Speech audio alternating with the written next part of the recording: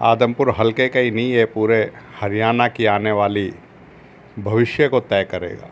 Bharatiya Janata party Jajpa की गठबंधन की सरकार एक स्वार्थ का गठबंधन है।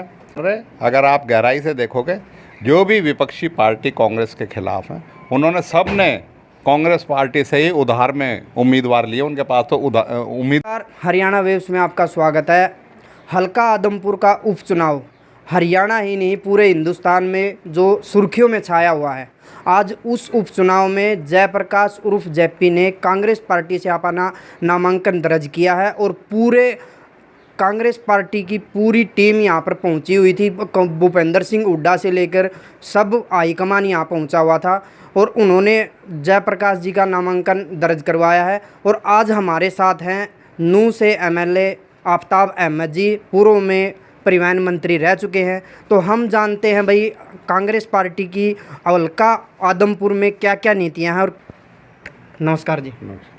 सबसे पहला तो आदमपुर में जो ये चुनाव है, ये आदमपुर हलके का ही नहीं, ये पूरे हरियाणा की आने वाली भविष्य को तय करेगा।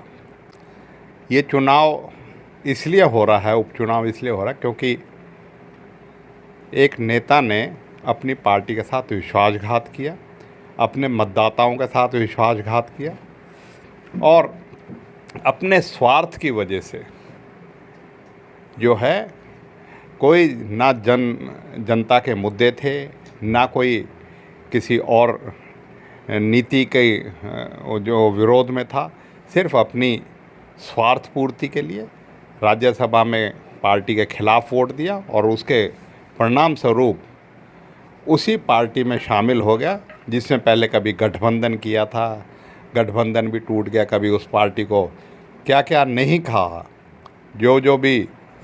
जो बुराई कर सकते वो बुराई करी। आज उसी पार्टी से उन्होंने कोई नीति के लिए नहीं, सिर्फ अपने स्वार्थ के लिए किया है। और आदमपुर की जनता अब इस बात के लिए फैसला करेगी कि 10 वर्षों में कांग्रेस के शासन में, चौधरी भूपेंद्र सिंह हुड्डा के शासन में आदमपुर का जो विकास हुआ था और 8 वर्षों में मनोहर लाल खट्टर की बीजेपी जेजेपी की सरकार के गठबंधन में जो विकास हुआ है, हम जनता के सामने ये रखेंगे कि आप फैसला कीजिए कि एक जो आपके साथ जो विश्वासघात किया है, जिसने आपको धोखा दिया है, उसका साथ देंगे, या जो पार्टी आपके साथ खड़ी रही, हमेशा आपका विकास किया, उसमें देंगे। और हम यही कहेंगे, भारतीय जनता पार्टी जजपा की गठबंधन की सरकार एक स्वार्थ का गठबंधन है जो अपनी सत्ता की चाशनी चाटने के लिए भाजपा और जजपा ने कोई इनको जो है इसको बहुमत नहीं दिया था। इन्होंने नापाक गठबंधन बना के और आज हरियाणा की जनता के साथ जो धोखा किया है और जो लूट देख सकते हो, किस तरीके से हरियाणा में भ्रष्टाचार व्याप्त है, किस तरीके से कीमतें बढ़ी हुई हैं, आज हाहाकार मचा पड़ा, किस तरीके से आज बेरोज़गारी में नंबर 1 पे है, कितना आज कानून व्यवस्था का क्या हाल है। आज कोई, चाहे बच्चों के स्कूल की बात कर लो, चाहे बुज़ुर्गों की पेंशन की बात कर लो, चाहे नौजवानों के रोज़गार की बात कर लो, चाहे किसान को उसकी जिन्स के मूल्यों की बात कर लो, चाहे खाद की बात कर लो, चाहे जो है किसी भी तरीके से किसान के साथ, मज़दूर के साथ, युवाओं के साथ, बच्चों के साथ, सबके साथ ये सरकार धोखा कर रही है। और उसी का परिणाम है कि हम ये कुशासन के ख़िलाफ़ आज जनता से आह्वान कर रहे हैं, ख़ास तौर पे आदमपुर की जनता से, कि वो 2022 में ही 2024 में आने वाला जो विधानसभा का चुनाव है उसकी तस्वीर साफ़ करें और आदमपुर से जो रास्ता होकर निकलेगा वो 2024 में हरियाणा में कांग्रेस की सरकार को स्थापित करेगा।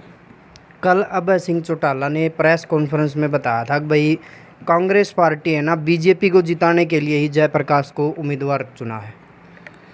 वो तो बिल्कुल बयान दें ही मत, जिन्होंने 2 महीने पहले तो कहा था कि भाई मैं बताऊंगा कितने में राज्यसभा की सीट जो है विनोद शर्मा ने खरीदी है जजपा से, और उसी विनोद शर्मा को जो है INLD का एकमात्र विधायक, उसने भी उसी को वोट दे दिया। तो पहले अपनी बताएं कि वो बीजेपी जजपा से समर्थित जो राज्यसभा में उम्मीदवार था उसके साथ वोट डालने की उनकी क्या मजबूरी थी। तो कांग्रेस ही आज पूरे हरियाणा में विपक्ष के तौर पे काम कर रही है, नहीं तो सारी पार्टियां, चाहे भाजपा हो, चाहे जजपा हो, चाहे INLD हो, चाहे आम आदमी पार्टी हो, सभी बीजेपी के साथ मिलकर राजनीति कर रही हैं।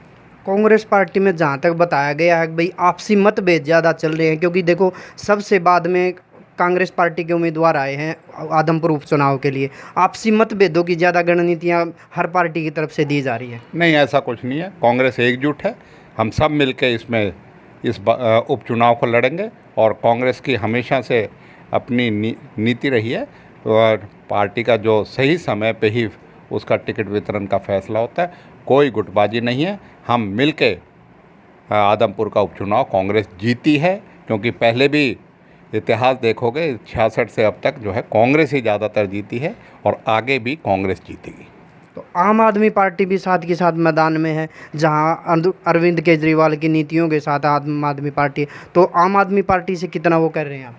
हम किसी से कुछ नहीं कर रहे। अगर आप गहराई से देखोगे, जो भी विपक्षी पार्टी कांग्रेस के खिलाफ हैं, उन्होंने सब ने कांग्रेस पार्टी से ही उधार में उम्मीदवार लिए। उनके पास तो उम्मीदवार भी नहीं है, तो आप समझ सकते हो कांग्रेस कितनी मजबूत है और कांग्रेस ही ये जीतेगी। और किसी जो ये आम आदमी पार्टी का तो कोई जनाधार है ही नहीं किसी तरीके का।